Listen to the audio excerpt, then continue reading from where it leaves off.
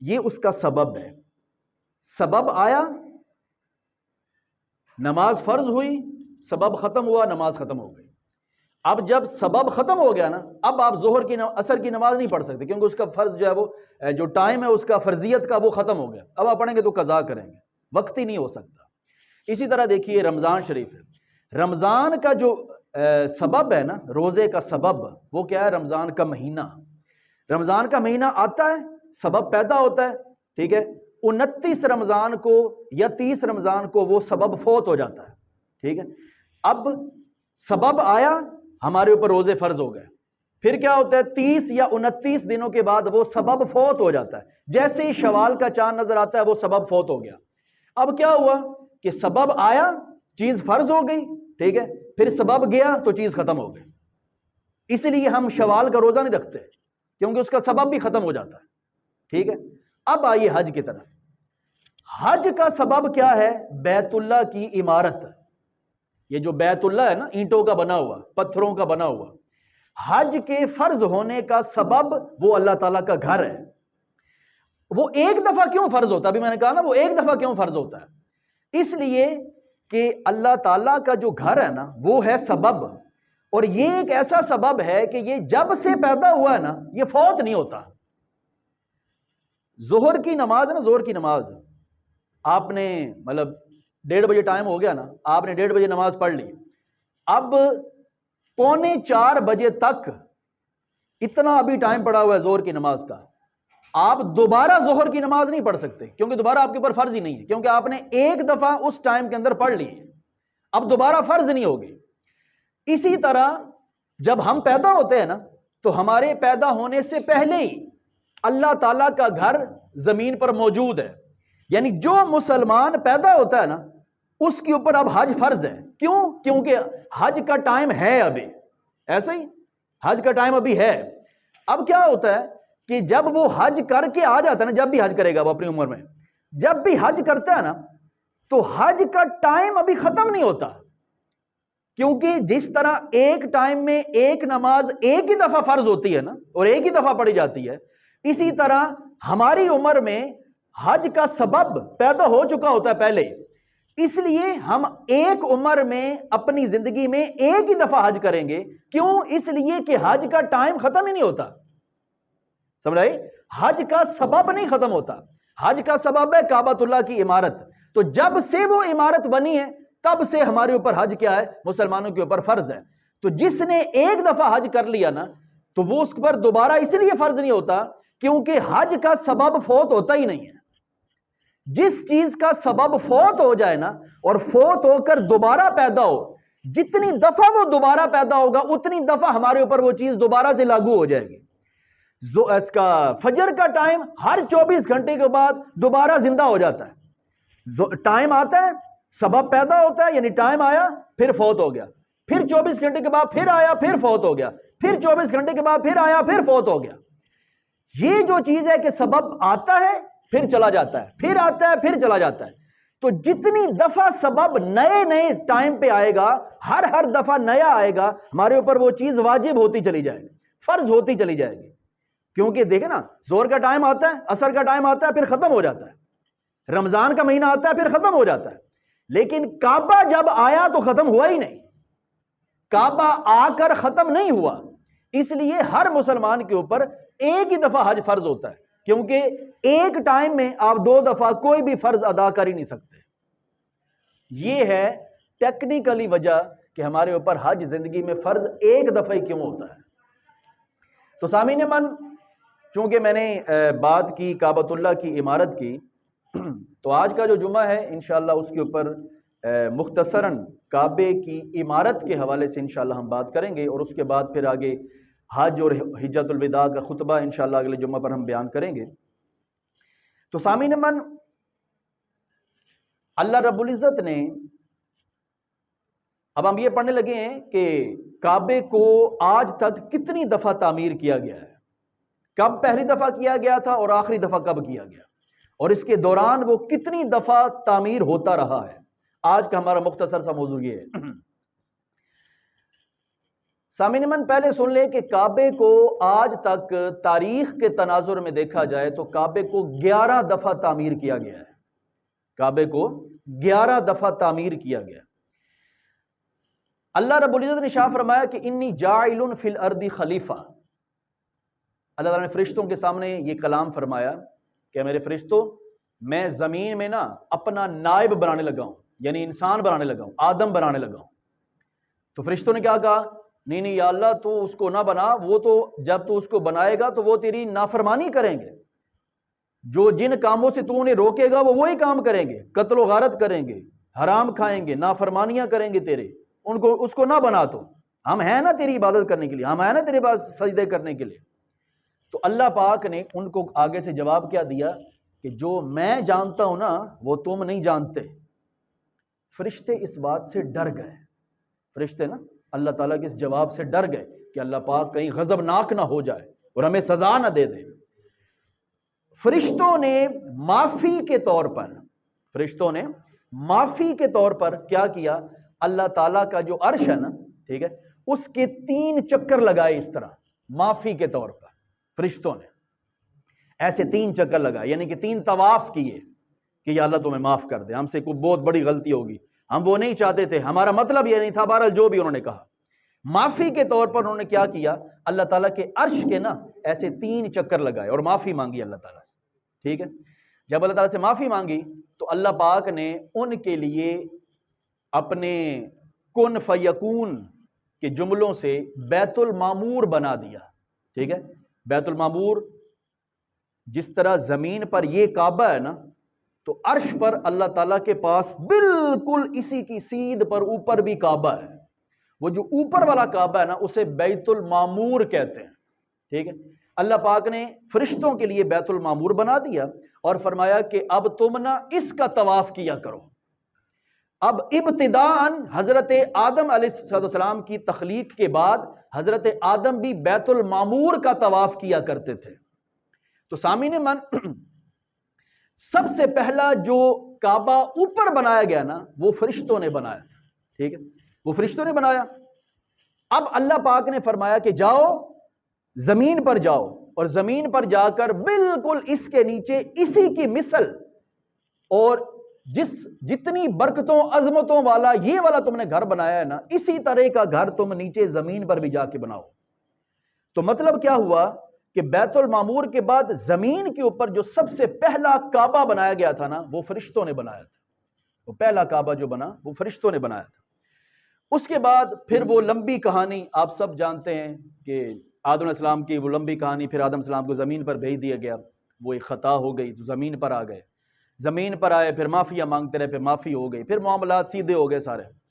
اب ایک دن حضرت آدم علیہ السلام نے اللہ پاک سے ارشاد فرمایا، یا اللہ وہ جو بیت المعمور کے ارد گرد وہ جو میں طواف کیا کرتا تھا نا، ٹھیک ہے، وہ لذت مجھے یہاں بھی عطا فرما دے.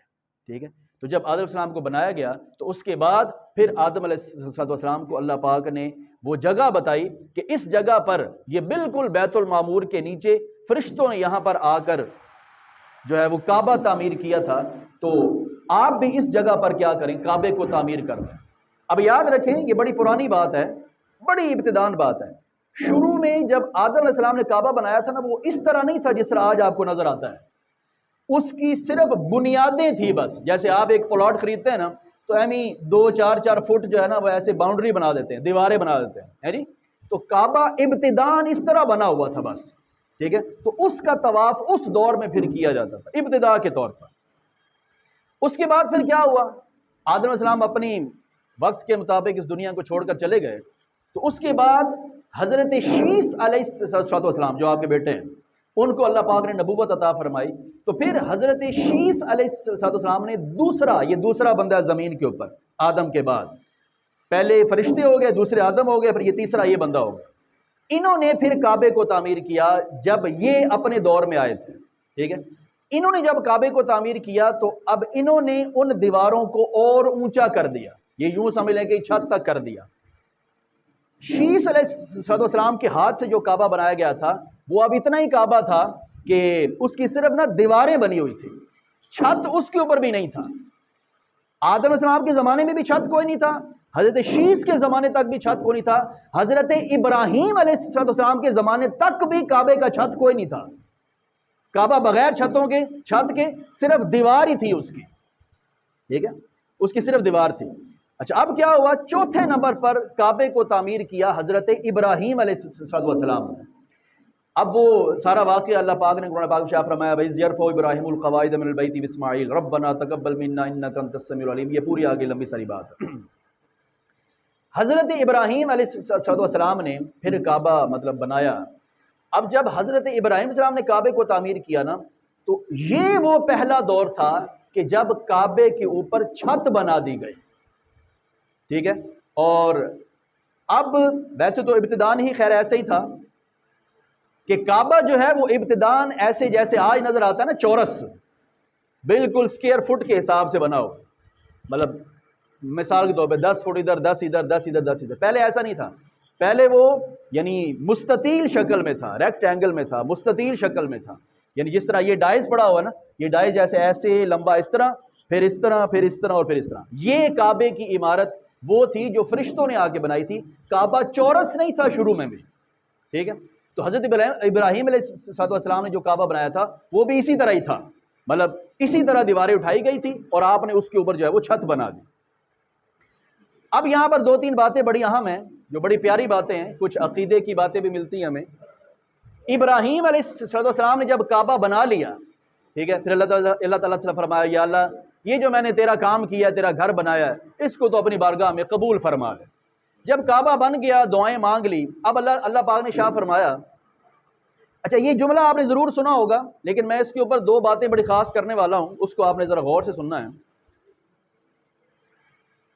اللہ پاک نے شاہ فرمایا، یہ ترمذی شریف کی حدیث پاک ہے، اللہ پاک نے شاہ فرمایا کہ ابراہیم اب کعبہ بن گیا نا، تو کعبے کے پاس کھڑے ہو کر یا کعبے کے اوپر کھڑے ہو کر آواز لگاؤ کہ یہ اللہ کا گھر ہے، جتنے بندے مجھے سن رہے ہو نا اللہ کو ماننے والے، آؤ اور اس کا حج کرو۔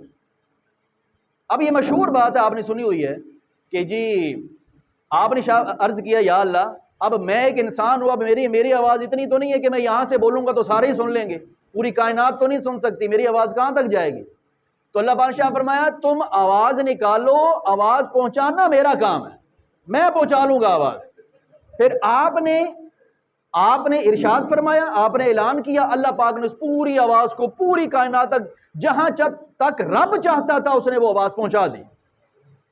اچھا اب یہاں پر بڑی رک کے نا ذرا ایک سوچنے والی بات، اب یہاں پر اگر میں یہ کہوں، اب آپ نے غور سے سننا مجھے، میں غلط کہہ رہا ہوں کہ صحیح کہہ رہا ہوں، اگر میں یہ کہوں کہ دیکھو ابراہیم بولے نبی خدا، بڑے اللہ پاک کے نا پیارے اور چہیتے اور لاڈلے نبی، ابراہیم علیہ السلام بولے، آپ نے فرمایا یا اللہ میری آواز نہیں جا سکتی، اللہ پاک نے فرمایا تم بولو آواز میں پہنچا دوں گا، ٹھیک ہے۔ اچھا اب یہاں پر اگر میں یہ کہوں کہ دیکھا آپ نے نبی کے پاس نہیں کچھ ہوتا، یہ آواز رب نہیں پہنچائی ہے، نبی نہیں کچھ کر سکتا، یہ رب پہنچا رہا ہوتا ہے آوازیں، میں اس طریقے سے بات کروں نا، ٹھیک ہے، تو آپ کے ذہن میں نبی کا مقام بڑھے گا یا کم ہی ہوگا؟ ذرا آپ کہیں گے اچھا ٹھیک ہے، پھر یہ اللہ کی طاقت ہے، نبی کو پھر کیا ہو، نبی کے پاس کچھ نہیں ہوتا۔ اگر میں اس طریقے سے بولوں نا تو آپ ہر بندہ سننے والا یہی بولے گا، اور اگر میں بھی ذرا تھوڑا سا منہ بنا کے منہ بسور کے اس طرح کہہ دوں کہ نبی نہیں کچھ ہوتا، یہ اللہ کی طاقت ہوتی ہے سارے پیچھے، ہے جی، تو اگر میں اس طرح کلام کروں نا تو آپ یہ سمجھیں گے کہ حضرت صاحب یہ بیان کر رہے ہیں کہ نبی کو نہیں، بس ٹھیک ہے وہ ایک بنا دیے نبی، اصل بات تو اللہ تعالیٰ کی ہے ساری، ٹھیک ہے۔ اب میں ایک اور طریقے سے بات کرتا ہوں، ٹھیک ہے۔ اب میں اگر آپ کے سامنے یہ کہوں کہ دیکھا ابراہیم نے شاہ فرمایا یا اللہ میری آواز کہاں پہنچ سکتی ہے، میں تو تیرا حقیر سا بندہ ہوں، میری آواز کہاں جائے گی؟ اللہ نے فرمایا پیارے حبیب تو بول تو صحیح، تیری آواز میں پہنچا دوں گا ہر جگہ، بات وہی ہوئی ہے، اس میں کوئی چینجنگ نہیں، اصل واقعہ یہی ہوا ہے۔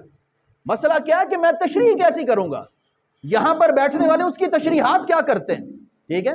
اب یہاں پر اگر میں یہ کہوں کہ دیکھیں اس واقعے سے پتہ کیا چلتا ہے کہ کام تو بے شک اللہ پاک نہیں کرنا ہوتا ہے، لیکن اللہ پاک اپنی مخلوق کو یہ بتانا چاہ رہا ہوتا ہے کہ میرے نبیوں کے خلاف بولنے والوں، میرے نبیوں کی طاقت کے اوپر زبانی تان دراز کرنے والوں، یہ سن لو، کرتا سارا کچھ میں ہی ہوں، لیکن یاد رکھ لو اپنے نبی کا مقام بلند کرنے کے لیے میں نبی کو آگے کر دیتا ہوں، خود پیچھے رہ جاتا ہوں، اور سب کو بتانا یہ چاہتا ہوں کہ یاد رکھنا میرے نبی کے بارے کچھ نہ کرنا، اس کے بارے میں کچھ نہ بولنا، اپنے نبیوں کے پیچھے میں کھڑا ہوتا ہوں۔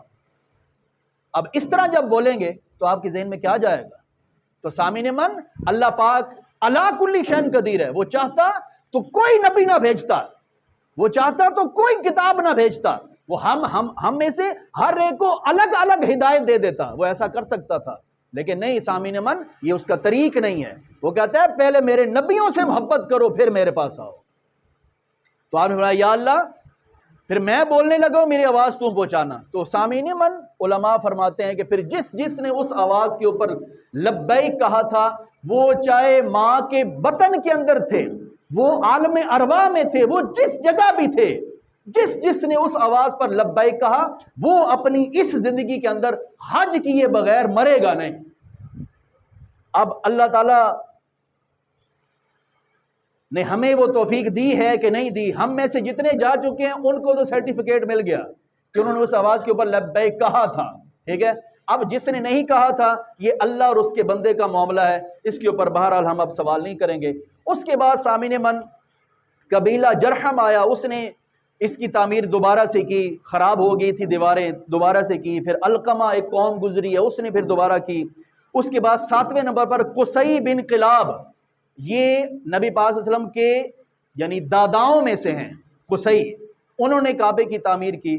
اس کے بعد 8ویں جب تعمیر ہوئی نا، یہ اس وقت ہوئی تھی، یہ قبیلہ قریش کے دور میں ہوئی تھی 8ویں تعمیر کعبے کی۔ میں نے کیا کہا کہ 11 دفعہ کعبہ تعمیر ہوا ہے۔ 8ویں تعمیر کی جب نبی پاک صلی اللہ علیہ وآلہ وسلم کی عمر مبارک 35 سال تھی۔ یہ اعلان نبوت سے کم از کم 5 سال پہلے کا واقعہ ہے، جب کعبے کی تعمیر کی گئی تھی۔ کعبے کی دیواریں خراب ہو گئی تھی، ظاہر ہے ایک عرصہ گزرتا ہے، 2-3 سال 100 سال گزرتے ہیں تو ظاہراً معاملات تھوڑے خراب ہو جاتے ہیں۔ تو انہوں نے کہا کہ ہم کعبے کو جو ہے نا، چونکہ دیواریں خراب ہو چکی ہیں، ٹھیک ہے، بنیادیں بھی ہل چکی ہیں، تو ہم اس کو شہید کر کے نا دوبارہ سے بناتے ہیں۔ انہوں نے کہا بھی ٹھیک ہے جی ایسا ہی کریں گے۔ اس وقت آقا کریم علیہ السلام نے بھی اعلان نبوت نہیں فرمایا تھا۔ اچھا اب کیا ہوا؟ اب یہ بات آپ نے غور سے سنی، میں نے ابھی یہ کہا تھا نا کہ کعبہ پہلے اس طرح ہوتا تھا جس طرح یہ ڈائز پڑا ہو، ایسے چکور نہیں تھا، پہلے مستطیل تھا ایسے پہلے۔ اچھا اب چکور کیسے بنا؟ اب وہ واقعہ سنیں۔ اب کیا ہوا جناب؟ انہوں نے کہا بھی ٹھیک ہے جی، اب سارے بندے نا، اب ہم نے چونکہ کعبے کو تعمیر کرنا ہے تو اب کیا کریں، سارے بندے نا پیسے اکٹھے کریں، لیکن شرط لگائی۔ انہوں نے کہا کہ یہ جو آپ نے پیسے اکٹھے کرنے ہیں نا کعبے کو بنانے کے لیے، انہوں نے کہا یہ سارے پیسے نا حلال ہونے چاہیے۔ دیکھیں حلال حرام کا جو کانسیپٹ ہے وہ بڑا پرانا ہے۔ انہوں نے کہا بھی اللہ کا گھر بنانا ہے، ٹھیک ہے، ابراہیم السلام نے اس کو تعمیر کیا تھا، کیونکہ یہ باتیں تو تھی ہی صحیح نا۔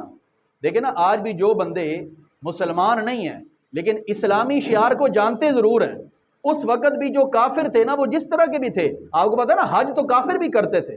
وہ الگ بات کہ اللہ پاک نے شاہ فرمایا کہ وہ جب حج کرتے تھے تو ننگے کپڑے اتار کر تالیاں بجا بجا کے حج کرتے تھے، اور یہی ان کی نمازیں ہوتی تھی۔ قرآن پاک نے بیان کیا اس کو، ٹھیک ہے، یہ اس طرح سورہ احزاب پڑھے نا تو اس میں پتہ چلتا ہے کہ وہ اس طرح حج وہ بھی کرتے تھے، طریقہ کار اور تھا، عقائد اور تھے، وہ الگ بات۔ اس گھر کی عزت شروع سے ہی چلتی آ رہی۔ اچھا اب کیا ہوا کہ انہوں نے کہا بھی حلال پیسہ لگنا چاہیے، یہاں حرام نہیں ہونا چاہیے کوئی بھی پیسہ۔ انہوں نے کہا چلو ٹھیک ہے جی۔ اب جب انہوں نے پیسے اکٹھے کیے نا، سب نے اپنی حلال کمائی اکٹھی کی، جب انہوں نے حلال کمائی اکٹھی کی نا تو وہ اتنی زیادہ نہیں بنے، وہ تھوڑے سے پیسے بنے جو حلال تھے۔ انہوں نے پھر کہا کہ بھئی وہ جیسے ہم کہتے ہیں نا بھی ماشاءاللہ جی اللہ پاک نے کرم کیا، ہم نے 10 مرلے کا پلاٹ لے لیا ہے، ٹھیک ہے، بنیادیں بھی کھڑی کر دی ہیں، اب پیسے اتنے ہیں کہ صرف نا ایک لینٹر ڈال سکتے ہیں، دوسرا اوپر والا نہیں ڈال سکتے، یا آدھا ڈال سکتے ہیں، پورا نہیں کر سکتے، پیسے تھوڑے ہیں۔ تو اس طرح نا ان کے پاس بھی نا پیسے تھوڑے تھے۔ تو پھر کیا ہوا؟ انہوں نے کہا کہ پھر ایسا کرتے ہیں، کعبے کو نا آدھا بنا دیتے ہیں، آدھا فی الحال چھوڑ دیتے ہیں، آدھا جب دوبارہ پیسے آئیں گے تو پھر دوبارہ آدھا جو ہے وہ یعنی تعمیر کر لیا جائے گا۔ یہ وہ موقع تھا جب کعبہ جو ہے وہ چورس شکل سوری مستطیل شکل سے پھر چورس شکل میں آ گیا، پھر انہوں نے آدھے کعبے کی دیواریں اٹھائی، ان کو مضبوط کیا اور اس کے اوپر چھت ڈال دیا، اور جو بقیہ کا کعبہ رہ گیا تھا نا، ٹھیک ہے، اب ہے وہ بھی کعبہ، یہ یاد رکھ لیں، وہ کعبہ ہی ہے، وہ کعبہ ہی ہے، لیکن مسئلہ کیا تھا؟ پیسے تھوڑے تھے۔ انہوں نے پھر کیا کیا، جو جگہ لنٹر کے باہر رہ گئی نا، انہوں نے اس کے ایسے نہ ایسے نشان لگا دیا، ایسے گول کر کے، وہ ہم سب نے دیکھا ہوا ہے، وہ ایسے اس کو نشان لگا دیا کہ بھئی یہ جو حصہ نا یہ بھی کعبہ ہی ہے، ٹھیک ہے نا، اور اس کو نام کیا دے دیا؟ حتیم کعبہ، مطلب یہ کعبے کا حصہ ہے، لیکن فی الحال چونکہ پیسے نہیں ہیں تو ہم اس کو آگے تعمیر نہیں کر سکتے، وہ ہے کعبہ ہی۔ اچھا، اس کی میں ایک اور آپ کو یہاں سے بڑی آسان سی مثال دیتا جاؤں۔ یاد رکھیں جو حتیم ہے نا، حتیم، ابھی میں جیسے کہا نا، میں نے 2 دفعہ بولا کہ وہ کعبہ ہی ہے، یہ میں نے اس لیے کہا کہ دیکھیں ہم میں سے جتنے بندوں نے طواف کیا ہوا ہے، اللہ تعالیٰ سب کو کرائے، جتنے بندوں نے ہم میں سے طواف کیا ہوا ہے، طواف حتیم کے اوپر سے ہو کے ہوتا ہے، طواف حتیم کے اندر سے نہیں ہوتا، ایسا ہی ہے جی، طواف حتیم کے اوپر سے جا کے چکر لگاتے ہیں، یہ نہیں کہ وہ تو صرف ایسے نشان ہی بنا ہوا ہے تو چلو ہم ذرا دیوار کے ساتھ ساتھ چل کے چھوٹا چکر کر کے جلدی کر لیتے ہیں، ایسا نہیں ہوتا۔ کعبے کا جو طواف ہوتا ہے وہ حتیم کے اوپر سے ہی ہوتا ہے، حتیم کے اوپر سے طواف ہونے کا مطلب یہ ہے کہ حتیم والی جگہ کعبہ ہی ہے۔ تو پھر کیا ہوا؟ پھر ان کو اتنا جو ہے اس کو تعمیر کر دیا گیا، کیونکہ پیسے تھوڑے تھے تو اس کو پھر اتنا ہی جو ہے وہ تعمیر کر دیا گیا۔ اب یہاں پر بڑی پیاری بات سامعین من، آقا کریم علیہ الصلوۃ والسلام جب یہاں پر کعبے کو تعمیر کیا گیا، ٹھیک ہے، تو آپ کو پتہ ہے کہ ابتداءً جب کعبہ تعمیر کیا گیا تھا تو جب حضرت ابراہیم علیہ الصلوۃ والسلام نے تعمیر کیا، اور اس سے پہلے بھی آپ کو پتہ ہے کہ جہاں سے ہم کعبے کا طواف شروع کرتے ہیں نا، وہاں پر حجر اسود لگا ہوا ہے، یعنی اور وہ ایک نشانی ہے کہ یہاں سے آپ نے طواف شروع کرنا ہے اور پورا چکر لگا کے جب آپ وہاں پر آئیں گے نا تو آپ کا ایک طواف مکمل ہو جائے گا، یعنی وہ مقام ابتدا ہے۔ اچھا، اب وہاں پر کیا ہوا؟ جب کعبے کو مطلب منہدم کر دیا گیا کہ دوبارہ بنانا ہے، تو اس میں سے نا حجر اسود کو نکال کے سائڈ پہ رکھ دیا گیا، پھر کعبہ بہرحال تعمیر ہو گیا۔ جب کعبہ تعمیر ہو گیا تو اب کعبے کو صرف کوئی ایک بندہ تعمیر نہیں کر رہا تھا یا کوئی ایک قبیلہ تعمیر نہیں کر رہا تھا، سارے مل کے تعمیر کر رہے تھے۔ اب کیا ہوا؟ اب جب کعبہ تعمیر ہو گیا، اب دوبارہ وہ وقت آ گیا کہ حجر اسود کو اٹھا کے دوبارہ سے اس جگہ پر لگا دیا جائے، نصب کر دیا جائے۔ اب وہاں پر کیا ہوا جی؟ اب سارے قبیلے والے کھڑے تھے، ان کو پتا بھی یہ جنتی پتھر ہے اور یہ بڑی برکتوں والا پتھر ہے، بڑا اعزاز ہوگا کوئی بندہ اٹھا کے اس کو یہاں پہ لگائے گا، رہتی دنیا تک نام ہوگا بھئی یہ کس نے لگایا تھا۔ اب ایک بندہ کہے بھئی یہ میں نے لگانا ہے، دوسرا کہا نہیں میں نے لگانا ہے، میں یہ ہوں، میں نے لگانا ہے، تیسرا کہا نہیں میں نے لگانا ہے، چوتھا کہا جی میں نے لگانا ہے۔ وہ تو جناب ان میں لڑائی ہوگی، یہاں تک کہ انہوں نے اپنی تلواریں نکال لی کہ پھر جو زندہ رہے گا وہی لگائے گا، پھر مطلب وہ یہاں تک پہنچ گئے۔ ان میں سے کوئی ایک زیرک فتین بندہ ذہین کھڑا ہوا تھا، اس نے کہا کہ بھائی لڑے نہیں، ایسا کرتے ہیں یہ جو ہمارا بھتیجا ہے نا محمد صلی اللہ علیہ وسلم، کیوں نہ ہم ان کو جا کے کہتے ہیں، وہ جو فیصلہ کریں گے نا بڑا سونا فیصلہ ہوگا، چلو انہی سے فیصلہ کروا لیتے ہیں، وہ جو کہیں گے نا ہم ویسے ہی کر لیں گے۔ ان کا ہاں یار یہ بات تم نے بڑی زبردست کی۔ اچھا، ان کو نا جیسے وہ سارا غصہ ہی ٹھنڈا ہو گیا، ہائے حضور کا نام آیا نا، ابھی حضور نے اعلان نبوت نہیں تھا فرمائی، اس دور کی بات ہے۔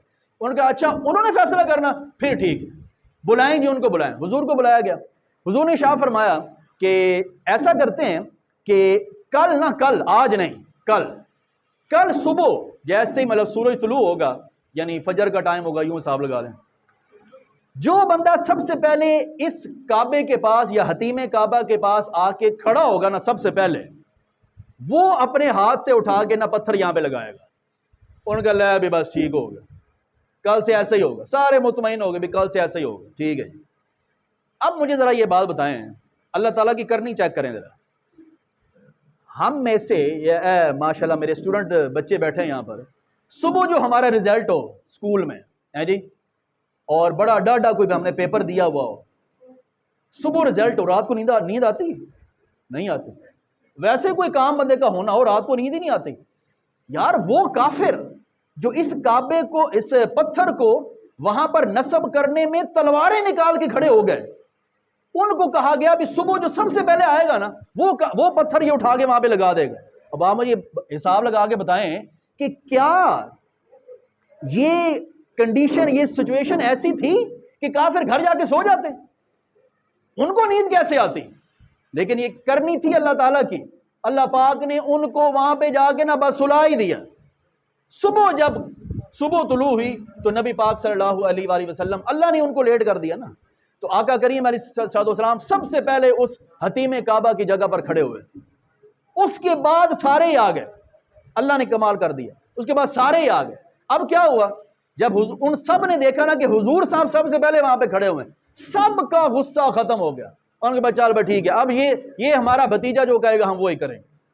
اب حضور نے کیا کیا، حضور نے بڑا پیارا یہ مطلب نا یہ سلسلہ چلایا تاکہ کسی کام بھی ہو جائے اعتراض بھی نہ رہے۔ اب انہوں نے کیا کیا، حضور نے اپنی کمبلی اتاری کاندھے سے اور نیچے زمین پر بچھا دی، نیچے زمین پر بچھائی اور اپنے ہاتھ سے وہ حجر اسود اٹھا کے اپنی چادر مبارک کے اوپر رکھا اور سب کو کہا بھئی اس کے سارے کونے پکڑ لو اور یہاں سے اٹھا کے کعبے کے قریب لے جاؤ۔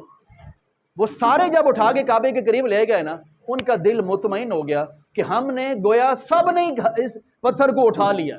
اچھا اب وہاں پر جب گئے نا، اب دیکھیں ذرا، انہوں نے جا کے کعبے کے پاس اس پتھر کو نا زمین پہ رکھ دیا۔ اب سب کے سامنے وہی کافر جو کل تلواریں نکال کے کھڑے ہوئے تھے، ان سب کے سامنے آقا کریم علیہ السلام نے اپنے ہاتھ سے وہ پتھر وہاں سے زمین سے اٹھایا اور اٹھا کے اس کعبے کی دیوار کے ساتھ نصب کر دیا، کسی کو اعتراض ہی کوئی نہیں ہوا۔